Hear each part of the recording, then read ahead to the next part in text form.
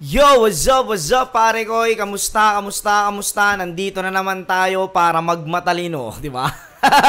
Andito na naman tayo sa aking pangatlong episode ng ONT, Opinion ng Tanga, di ba? Shoutout sa inyo mga pare koy, kamusta? Malapit na tayo mag 300,000 subscribers. Alam nyo na, yung pinangako ko sa inyo, mamimili ako ng mga nakasubscribe sa akin, mga subscribers ko na mananalo ng isang cup at 3 damit, mga pare ko. Kaya pag umabot na tayo, kaya kung ikaw nanonood ka ngayon, di ka pa nakasubscribe, subscribe ka na sa aking YouTube channel ngayon para may chance kang manalo ng shirt gaya na itong distinctive clothing. Napakaangas niya, no? Syempre, gaya ng dati, gusto ko pasalamatan ng mga wala sawa sa sumusuporta sa mga ginagawa kong kabutihan dito sa mundong ibabaw. Nandiyan ang Shein. Syempre, shoutout sa aking pinakamalupit na inaanak, si Shein Rojan Bagtingla, di ba? AKA Bosyo ng mundo. Shoutout din kay Kuya Mob. Maraming salamat yan. Shein, sa mga trip umiscore, bisitahin nyo yung page nila. Yan lang po yung kailangan nyong hanapin yung Shein Wear. Gracia Worldwide kay Boss J. Chris. Maraming salamat, Boss J. Chris. Yung nakaraang review ko dun sa diss track ni Abra kay Shei, yun. Gracia po yung suot ko noon, Gracia Worldwide. Maraming salamat, Boss J. Chris. Distinctive clothing kay Madam Alex Llagas. Etong suot ko, ayan, no. Fuck off. Ayan, no. Fuck off. Napakaangas niya, no. Maraming salamat. Distinctive clothing kay Madam Alex Llagas. Egocentric kay Papa Joseph Aday. Maraming salamat, Papa Otep. Crown Manila kay Kuya Nico Manning. Yung mga solid na cup. Ayun. Yun, no, na nandito na nga tayo ngayon sa aking pangatlong episode ng ONT, Opinion ng Tanga. At dito ang tatalakayin naman natin ay yung mga pwedeng makalaban ni Tipsy D. At sino-sino nga ba yung mga pwedeng makalaban ni Tipsy D, mga bossing ko? Syempre, eto, yan. Silang tatlo ang pwedeng makalaban ni Tipsy D ngayong taon kung sakaling lalaban si Tipsy D.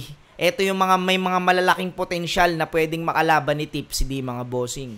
Sige, bibigyan ko kayo ng ideya kung bakit sila yung mga pwedeng makalaban ni Tipsy D ngayong taon. Ngayon sa flip top, no? Sige, bibigyan ko kayo ng ideya. Sige, di na natin patatagalin yan. Unahin natin si Lip Cram. Si Lip Cram, pwede siyang makalaban ni Tipsy D dahil nung nakaraang taon nagbitaw ng salita si Sinyo na babawi siya dun sa tumalo sa kanila ng 2x2, no?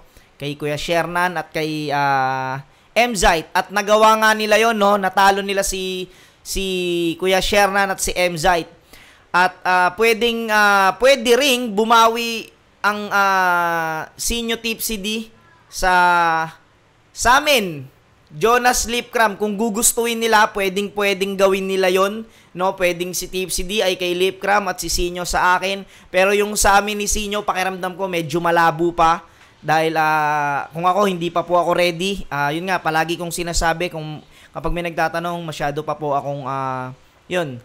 Pakiramdam ko hindi pa talaga ako ready. Wala pa sa isip kong labanan ng number 1 most viewed battle MZ dito sa buong mundo. Diba? Si Sinyo. Shoutout sa'yo, Idol Sinyo. Idol natin yan. Yun, balik tayo kay Lip Cram. Yun nga, dahil kung babalakin ulit nilang gumante, pwedeng maglaban talaga si Tipsy D at si Lip Cram dahil pare silang technical, pare silang well-rounded, pare silang magaling sa jokes. Pareha silang magaling mag-technical, pareha silang magaling sumilip ng angulo. Basta pareha sila sa stage presence, ganun din. Parehas lang din silang malupit sa stage, no? Baybayin natin yung skills nila. Si Lip Cram ay kilalang magaling mag-multi, mag-line mac, magaling, no? Magaling din mag-jokes.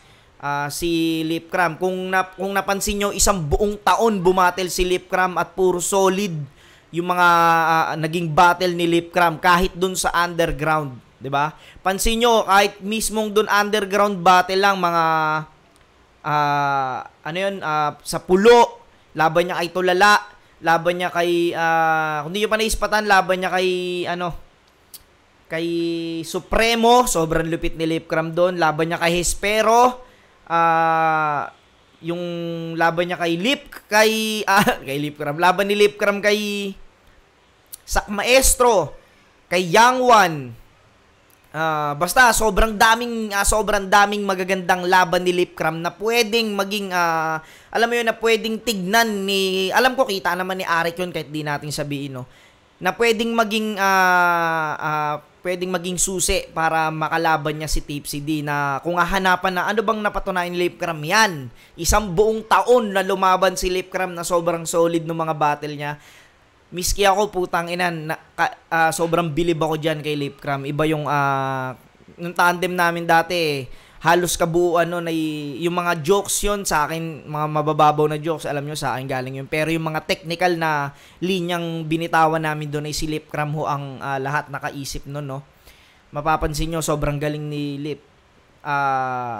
Pakiramdam ko magiging maganda yung laban nila ni Tipsy D dahil may backstory. Yun nga, dahil nung laban namin ng Flip Top Festival, yun, hindi siya, kasi nagkaroon ng ng problema si Sinyo noon. Kung napansin nyo, sumakit yung tagiliran niya, no. Pwedeng may dahilan kung ba't di sila nakapag-perform na maayos. Dito kaya sa mangyayaring Lip Cram versus Tipsy D, kung mangyayari, silang dalawa, no, parehas technical. Puta, kilala naman natin si Tipsy D. Sige, mayin naman natin kung saan magaling si Tipsy D. Si Tipsy D ay magaling sa 4-bar setup na kahit yung setup, puta, may mga punchline, no. May mga ano din talaga. May laman pati yung setup. Magaling sa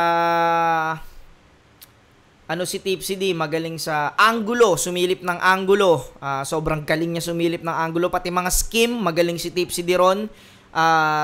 Nakilala rin si Tipsy D sa mga quotable lines niya. Alam naman natin na kahit yung, yung brr, yung, anong tawag dun sa, chainsaw. Diba? Saan niya nag-umpisa yun? Kumbaga, overall, magaling si Tipsy D. Sobrang, kumbaga, wala ngang kahinaan si Tipsy D. Dati, ang nakikita ko lang na kahinaan ni Tipsy D, yung deliver lang. Pero, ngayon, at yung mga nakaraang laban niya, makikita yung sobrang laki ng in-improve ng deliver ni Tipsy D, kung paano na siya maging walang hiya sa stage. Diba? Kaya niya nang sumabay sa mga may stage presence na talagang pampukpukan. Kayang-kaya na kahit nung laban nila ni Idol Loons, puta. Kita nyo rin yung deliver niya ron, iba na rin talaga, no? Yun, siguro magiging maganda yung laban nilang dalawa, no? Lip Cram versus Tipsy D, pero kilala naman natin si Lip Cram, tol, puta. Hindi nagpapabaya sa battle yan. Lalo't alam niyang yung makakalaban niya ay kilala or talagang magaling, 'di ba? Alam natin yan, kay Sak Maestro lang, puta, kita nyo kung gaano tumodo si Lip Cram kay Sak Maestro. O baka sinasabi ninyo na si Sak Maestro kasi hindi na naghanda, hindi na siya pakiramdam ko kahit yung preparadong Sak Maestro ang lumaban kay Lip Cram, magiging pukpukan pa rin yun, no? Siguro kung dumating yung time na pagkatas ng laban ni Zaki, tapos ang inaabangan natin, di ba, yung Sak Maestro ulit na ganun, pakiramdam ko mas hihigitan ni Lip Cram siguro yung performance niya. Alam mo yun, kasi si Lip Cram, kilala ko yan eh. Si Lip Cram kasi yung battle MC na pag dinadown siya ng dinadown sa comment, puta, iba yan si Hundo, nagiging yung utak niyan. Nagiging violente na kung ano-ano na maiisip niya na, tanginan to, ginaganyan nyo ako sa comment. Sige, papakita ko sa inyo kung paano pahiyain yung idol nyo. Ganon si Lip Cram sa pagkakilala ko sa kanya. At yun, napakagandang laban netong kung magaganap nga to, no? Napakagandang laban yan, Tipsy D versus Lip Cram. Abangan natin kung matutuloy yan, no? Sige, dumako naman tayo sa pangalawa.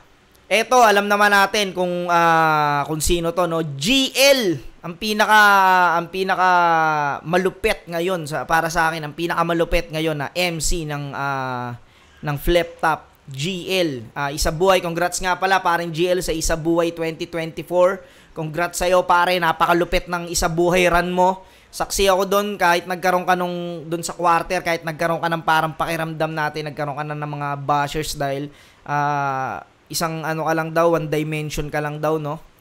Na sinasabi nila hindi ka raw marunong mag-jokes, o kung mag-jokes ka man daw, talagang hindi nagkiklik, o yung mga pakulo mo hindi nagkiklik. Pero para sa akin, sobrang galing ni GL.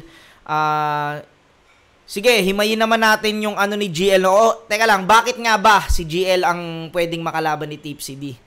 Kasi nung laban yata ni Batang Rebelde versus Tipsy D, parang alam ko kinall out din ni Tipsy D. Di ko alam kung eksaktong kinall out niya si GL pero alam ko yung kayang sumabay sa current yung sinabi ni Tipsy D ron na para kay GL talaga.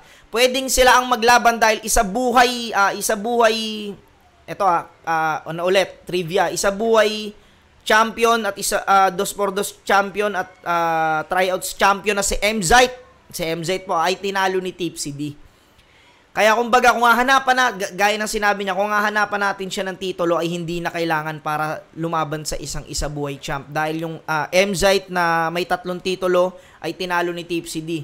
Kaya kung maglalaban kung sasabihin natin na hindi naman isa buhay champ si Tipsy D ay malaking hindi na parang hindi niya kailangan talaga yon para labanan ng isang GL na isa buhay champ 2024, no?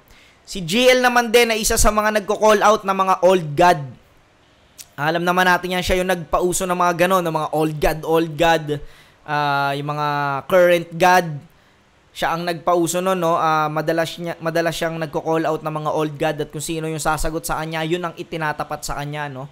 Katulad nung si Sayad, nilaban sa kanya. Kung napanood yung laban nila ni Sayad, puta, grabe si GL doon. Pero grabe rin si Sayad, no? At pakiramdam ko, pwede silang magharap ngayon ni Tipsy D ngayong taon dahil kita naman natin yung ginawang 3-way battle ni Tipsy D. Napakamamaw ni Tipsy D ron. 2 MC tinalo niya sa loob ng 2 araw. Ganong kalupit ang Tipsy D. At sige, himayin natin yung mga ginagawa ni GL. Ano nga bang mga skills ni GL? Magaling si GL, nagfo-4-bar setup din si GL, bihira man pero pasok pag nagfo-4-bar setup, pero madalas 1-to-1 tong malalakas ang ginagawa ni GL at mga setup na sobrang solid din bago pumunta ron sa punchline, no? Kilala rin natin si GL na madalas magbukas ng bagong anggulo. Si GL ay laging may gimmick or laging may bagong topic sa kada laban. Sa kanya nagumpisa yung mga malalakas din na yung si Sayad ang unang gumawa ng fake choke, no, kung hindi ako nagkakamali. Pero si GL marami siyang ginawa, yung katulad nung nagpapa-quiz, no? Galing nun, ginawa niya kay JD. Kung di nyo pa napapanood, sobrang galing nun. Yung mga, basta maraming gimmick na ginagawa si GL, katulad nung sa parokya, nung ginawa niya nung isa buhay finals kay Vitrum.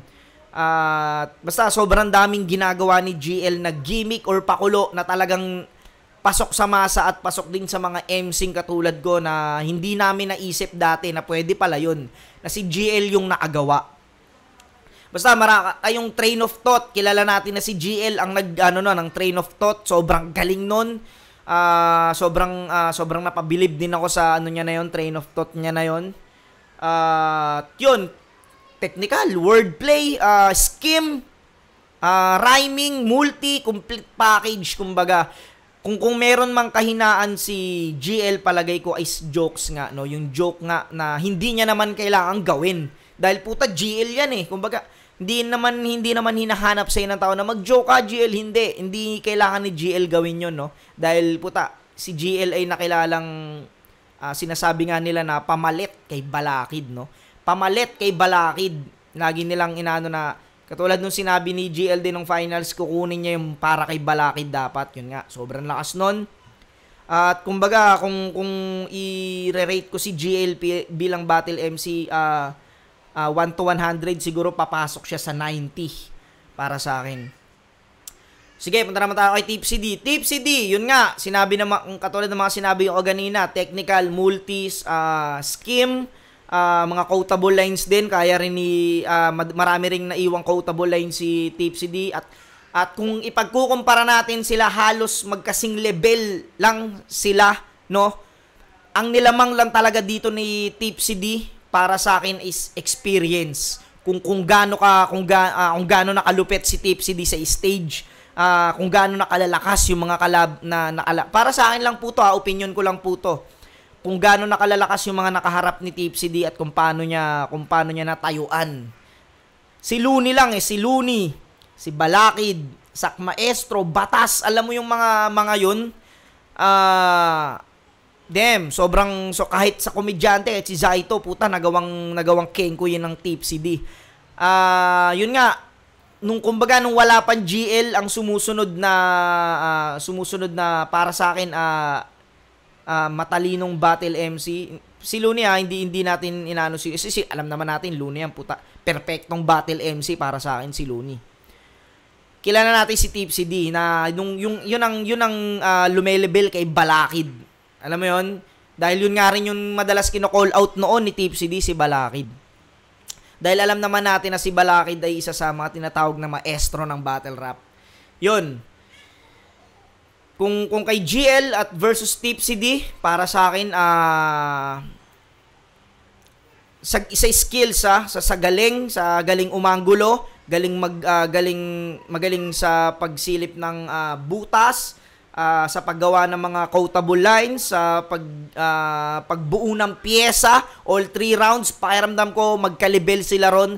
Ang nilamang lang talaga ni Tipsy D is experience. Mas veterano talaga si Tipsy D pagdating sa stage. At pakiramdam ko yun yung isa sa mga magiging susi ni Tipsy D. Pares lang din silang magaling sa crowd, no? Siguro hindi naman medyo lamang lang si Tipsy D pagdating sa crowd kasi puta mas alam na ni Tipsy D yung pakiramdam ng. Pero si GL okay din naman. Pero yun nga, pagdating sa skills, sobrang pantay lang sila para sa akin. Pero pagdating sa experience, iba. Yung nga sinasabi ko sa inyo, iba pag bineterans move ka na ng kalaban mo. Kapag kunyari, kahit sabihin natin magaling ka ngayon, pero pag na-veterans move ka ng veterano, kawawa ka. Yun, para sa akin, magandang laban din to.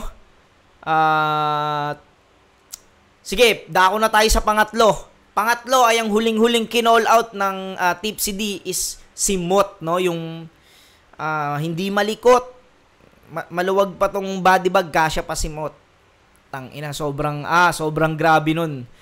Sobrang grabe nun at yun ang dahilan kung bakit pwedeng magtapat si Tipsy D at si Mot ngayong taon. Hindi man ahon, Vuelta Balentong siguro or basta kahit saang event ng flip top, pakiramdam ko maglalaban ng Tipsy D versus Mot para sa akin. At yun, tangina. Tomas, di ba? Kilala man natin si Mot, isa buhay champ, undefeated, matira mayaman champ. Nagkaroon man siya ng maraming issue na kesyo ni Luto sa PSP, 'di ba? Hindi pa rin natin maitatanggi yung galing ni Tomas, yung galing ni Mot sa pagsusulat, sa paggawa ng mga quotable lines, sa sariling estilo niya, yung anagram, no? At ang yun nga yung sinabi niya, kauna-una ang pinakabatang champion ng isa buhay at undefeated. Puta, kumbaga wala akong masasabi kay Mot, no? Kung kahit sa music, kung napakinggan yung mga music ni Mot, sobrang galing ni Mot kahit sa music. Sobrang lupit, tangina. Lalo na yung baka di nyo pa naispatan yung ginto, no? Yung ginto niyang kanta. Sobrang lupit nung kanta na yon, no? Si Mot ay nakilala natin dun sa mga pagra-rumble ng salita, ng mga letra, at si Mot ay isa rin sa mga isa buhay champ, no, na nanalo nag-champion ng mula umpisang laban niya sa flip top, walang talo, tapos nag-champion. Kaya si Mot, para sa akin sobrang lupit ni Mot. Kaya niyang gawin lahat, kaya niyang well-rounded din siya, no. Nagjo-jokes, magaling mag-jokes, technical, rhyming, multi, sobrang galing ni Mot, no? Kumbaga, para sa akin si Mot, isa sa mga perfectong MC para sa akin. Neto lang siya nagkaroon ng problema, no, yung mga performance niya kasi sobrang tagal hindi lumaban ni Mot at nanibago siya dahil iba rin yung crowd ng PSP. Pero hindi ko sinasabing kasi rin ni Mot yun, pagkukulang din ni Mot yun na hindi siya naging ready doon sa crowd ng PSP, no, para sa akin. Kakulangan din ng isang MC yun na dapat kahit saan ka sumampa, dapat ready ka or dapat alam mo yung mga pwedeng mangyari, no?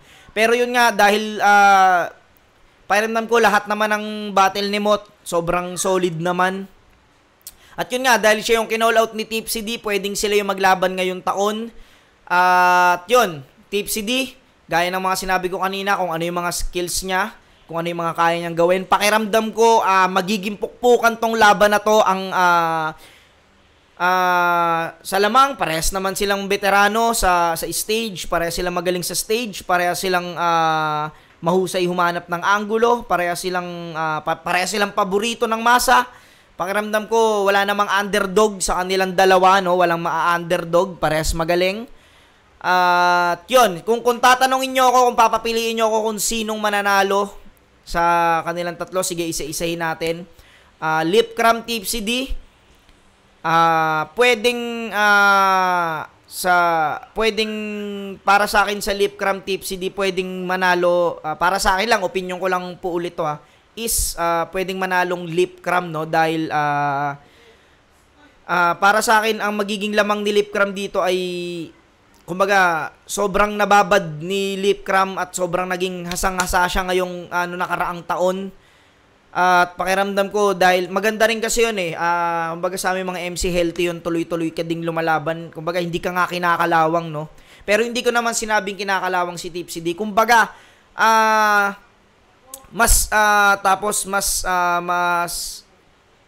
nahasa ba si Lipcram. Tapos si Tipsy din naman siguro pa isa-isang battle lang siya sa isang taon, no? Pero nakadalawang battle siya noong nakaraang taon, pero iba kasi yung katulad nung laban ni GL at saka ni Lipcram. Parang si Lipcram pa yung naging underdog nun sa tingin ng mga tao na hindi mananalo si Lipcram. Parang ganito rin yan, no? Parang ganito rin pwedeng i-underestimate natin si Lipcram, pero iba kasi si Lipcram pag mas magaling sa kanya or alam niyang mas sikat sa kanya yung makakalaban niya. Yun yung isa sa mga nagiging lakas ni Undo para gawin yung best sa battle. Dito sa Lipcram, Tipsy D, hindi dahil sa bayaw ko si Lipcram pero alam ko rin naman, putang expect the unexpected nga lagi sinasabi. Pero Lipcram yan, yun, kilala ko si Lipcram pag mas magaling yung mga makakalaban niya, yun, puta, mas hinihigitan ni Undo yung performance niya sa huling laban niya. Para sa akin, Lipcram ako dito. Opinion ko lang po yun. Kung meron kayong, kung yung opinion nyo po, pwede nyo po i-comment, babasahin ko. Doon tayo mag-uusap, mga bossing ko, no? GL versus Tipsy D. Eto, GL versus Tipsy D. Pares matalino. Pares ng skill. Siguro ang magkakatalo na lang to sa performance. Sa sulatan, pares lang naman silang malupit. Sa performance, no? Katulad nung GL Lipcram, sabi ko lang. Ang naging butas lang ni GL is nag-choke siya kay Lipcram, pero kung di nag-choke, puta, sobrang hirap pagdesisyonan nun. Yun nga, naging butas ni GL ay nag-choke siya kay Lipcram at si Lipcram ay nakapag-perform ng malinis. At parang pakiramdam ko, nagamit niya talaga yung pagiging veterano niya. Si Tipsy din naman, yun nga, veterans na. Pakiramdam ko, magkakatalo lang sila sa performance kung sino yung mag-choke. Pero sa history naman, no, parehas silang may history ng choke. Pero iba talaga pag na-veterans move siya ni Tipsy D. Pakiramdam ko, dito, Tipsy D ako. Tipsy D versus GL dito, Tipsy D ako. Iba yung well-rounded din kasi si Tipsy D. Alam kong pwede niyang kenkuyin din. May part na pwede niyang kenkuyin si GL. Alam mo yun, malakas kasi yung malakas din kasi para sa akin yung impact nung makikengkuy mo yung kalaban mo na kaya mo siyang kengkuyin, kaya mo rin mag-technical para sa akin. Dito, Tipsy D versus GL, Tipsy D ako. Moth versus Tipsy D, ayan na, putang ina. Ito mahirap talaga. Parehas paborito ng masa. Parehas malupit. Pero kung dito sa battle na to, eto ang pinakamahirap Parehas silang malupit Parehas silang yun din siguro kung sino na lang makapag-perform na maayos ng malinis. Pakiramdam ko sa choke na lang din talaga to magkakatalay kung sino yung mag-choke. Kasi Kita naman natin yung mga ibang performance ni Mot o nung huling laban niya kay Sixth Threat, may mga choke siya. Pwedeng yun din yung maging dahilan kung bakit matatalo siya kay Tipsy D. Pero kung naka-ready si Mot, kung 100% si Mot nababattle kay Tipsy D, pakiramdam ko Mot ako dito. Para sa opinion ko lang po Mot ako dito. Tipsy D versus Mot. Bali, GL lang yung para sa akin magiging alanganin na talaga. Hindi naman alanganin. Kumbaga, siguro yung maanuan ni Tipsy D. Pero, eto kasing kay Lipcram, gaya nga na sinabi ko sa inyo, si Lipcram kasi ay kilala ko mag-perform yan. Kilala ko siya magsulat. Pakiramdam ko, yung expectation natin, kaya niyang higitan. At yun, GL, sa performance na lang magkakatalo. Mot versus Tipsy D, yun nga, sa performance din. Pero pakiramdam ko, pag tumodo si Mot sa laban nila ng Tipsy D, pakiramdam ko, pwede niya makuha yun, yung panalo. At yun, pero yun, yung apat na yan, napaka-solid niyan. At silang tatlo, yung pakiramdam kong pwedeng magharap, yung pwedeng makaharap ni Tipsy D ngayong taon. At abangan natin, no, kung tatama ba ako dito sa opinion ko, sa prediction ko na to. At yun, hanggang dito na lang. Kung may mga opinion din kayo kung sinong panalo dyan sa inyo, sa mga makakalaban ni Tipsy D, mga pare ko, comment nyo lang sa baba, no, at pag-usapan natin yan. Yun, maraming salamat. Kung di ka pa nakasubscribe, subscribe ka sa aking YouTube channel para updated ka at may chance kang manalo ng shirt at cap. Yun, maraming salamat at dito na nagtatapos ang pangatlong episode ng ONT, Opinion ng Tanga.